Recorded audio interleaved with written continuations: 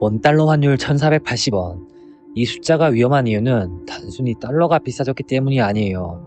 지금 이 환율은 시장이 우리에게 보내는 중요한 메시지, 한국 경제가 예전만큼 매력적이지 않다, 이런 평가사에 가깝습니다.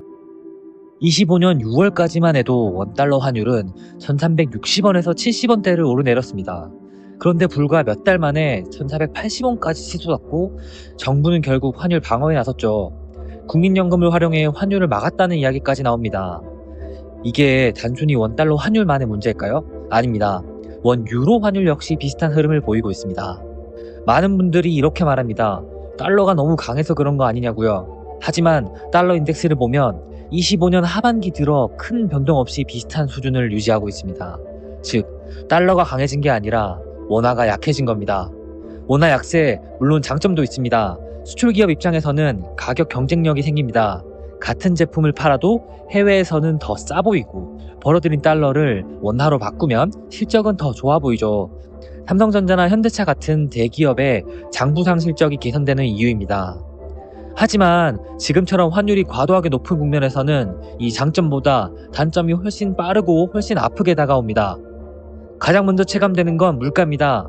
한국은 원유, 천연가스, 원자재 대부분을 수입에 의존합니다. 원화 가치가 떨어지면 수입 단가는 자동으로 올라가고 이건 결국 기름값, 전기요금, 식료품 가격으로 우리 일상에 반영됩니다.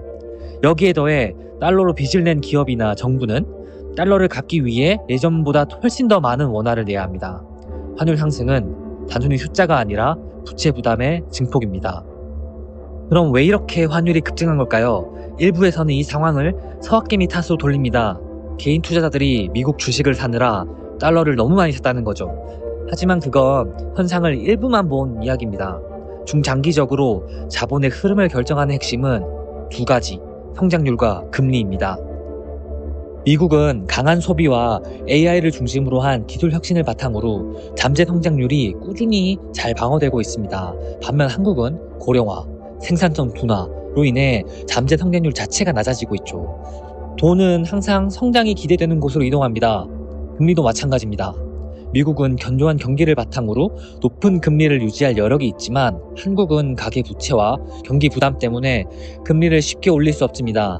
이 금리 차이, 즉 스프레드가 해소되지 않으니 자본이 빠져나갈 압력은 계속될 수밖에 없는 구조입니다. 물론 최근 들어 서학개미, 연기금, 대기업들이 미국 주식, 미국 채권, 해외 직접 투자로 대외 자산을 빠르게 늘리면서 달러 수요가 급증한 것도 사실입니다. 하지만 이건 원인이 아니라 결과에 가깝습니다. 국내보다 해외에서 더 나은 수익을 기대할 수 있으니 돈이 밖으로 나가는 건 너무나 자연스러운 선택이죠. 결국 최근 환율 급등의 본질은 하나로 보입니다. 원화의 매력도 하락입니다. 환율을 인위적으로 눌러서 잠시 안정시킬 수는 있습니다. 하지만 숫자를 막는다고 문제가 해결되지는 않습니다. 지금 시장이 보내는 신호는 분명합니다. 한국에 돈을 묶어둘 이유가 점점 사라지고 있다는 것. 이 현실을 외면한 채 서학개미를 탓하거나 일시적인 수급 문제로 치부하기엔 우리 경제의 기초 체력이 보내는 경고가 너무 분명합니다.